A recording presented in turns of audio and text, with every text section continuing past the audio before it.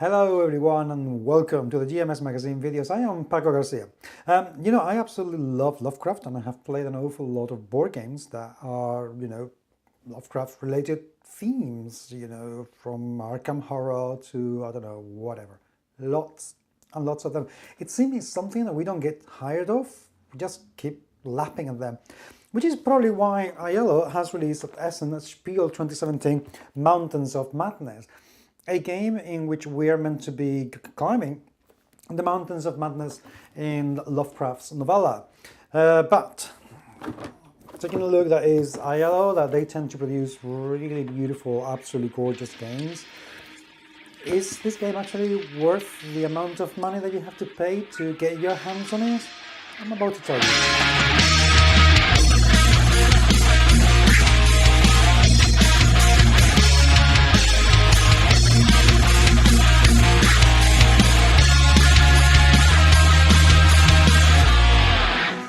Mountains of Madness was designed by Rob W. and illustrated by Miguel Coimbra, which means that the game looks absolutely gorgeous. Truly gorgeous. When I interviewed Robin from Iello Games at Spiel, he showed me a game that felt very simple and light, but there was a little bit more to it than met the eye. So I was very keen on finding out whether I was right or wrong. Let's talk first about the production of the game. The production of the game is just superlative. Truly amazing. The box is beautiful and quite sturdy. The insert is actually the only thing that fails a little bit. Although it has space for absolutely every single component, and most of those spaces are the right sizes for those components, the spaces where the tiles are meant to go are a little bit too large. That means that the tiles are dancing and wiggling around as you transport the box, and that means that when you open it, the likelihood is that they're all going to be scattered all over the place, which is a minor annoyance. It is an annoyance nevertheless. The cards are strong enough, which is good, and plenty of cards about it, very nicely illustrated, very nicely laid out, so they're very simple to read and very simple to locate, which is very good indeed. The board is huge, colorful, it sits nicely on the table and it looks amazing. Very easy to read, very simple to locate where everything is, which is great. The die is engraved and painted, which is amazing. Again, everything very well produced. The tiny little airplane that you're meant to be taking from one side of the board to another is absolutely delightful. The poker chits feel very heavy. They are very professional looking in your hand, and the printing on them is very well done indeed.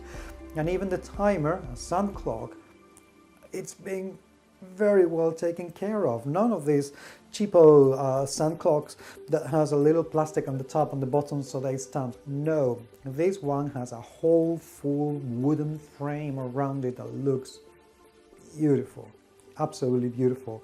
And the tiles are thick, they're heavy, very well made. So overall, the production is absolutely fantastic. Some of people in my group even mentioned that it was a little bit overproduced. Well, it is very much open for debate, and since I absolutely adore overproduced stuff because I like shiny things, I'm not going to complain about it, and probably neither will you, because it seriously looks lovely. Now, playing the game, there's a lot of things to do in this game, even though the core mechanics are just so simple. So simple. Essentially, we have to take that airplane and take it from one side to the other of the board and then try to escape the Mountains of Madness. The game is cooperative, although that comes with a few caveats. It's cooperative from time to time, kind of thing. It's mental. I'll explain. At the beginning of every round, there is a leader. That leader is going to be able to decide where that playing is going to go after discussing it with the rest of the players, and also use the poker chips as leadership tokens. And those leadership tokens, depending on at what point in the game you use them, they can be used to increase the hand of cards from 5 to 6, to have another 30 seconds to decide what cards to put on the table, etc., etc. So that leader decides where to go, and it flips. They will flip a tile. Every single tile has a challenge or 2 or 3, and those challenges have to be met.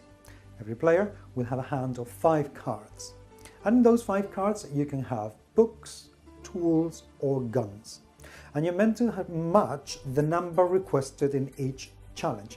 So for example, if a challenge is asking you for 9 to 11 books and 7 to 10 tools, then between all of you, you have to talk about what cards you have in your hands in order to put them upside down on top of the sledge. What's the trick? That you only have 30 seconds to talk about it. That's it. And if in 30 seconds you haven't been able to decide what cards are going to go where, you can still put some cards on it, but they have to go down upside down. So if you're confused about who's put what, and it is very easy to get confused about that, you may be putting too many cards, too many tools, too many resources, and that will get you over the edge. What does that mean? That you fail. Failure is dangerous in this game, very, very dangerous. Now, what happens, however, if you get it right? If you get it right, you get a reward. The reward can be more tools or an ancient artifact. It can be some healing, I'll go into that in a second, or it can be something as dangerous as finding some sort of proof or a piece of knowledge that's going to send you absolutely loopy. If you fail, 2 things happen. 1, you accumulate injury cards on your deck. If that's dangerous. And you also get to decide, the leader gets to decide who's going to get a madness card. Now, once you've put all those cards down upside down, the leader will count them, check that you have actually succeeded or not, and put all those cards in a separate deck, in a discard pile. That discard pile will be accumulating all the injury cards that you accumulate if you fail. Once the initial deck has depleted, the discard pile is shuffled and people get cards from there. So yes, you will be getting some injury cards in your hand. That per se is nothing, it doesn't do anything against you. The only thing is that it occupies your hand with space that's essentially useless, which is not very good.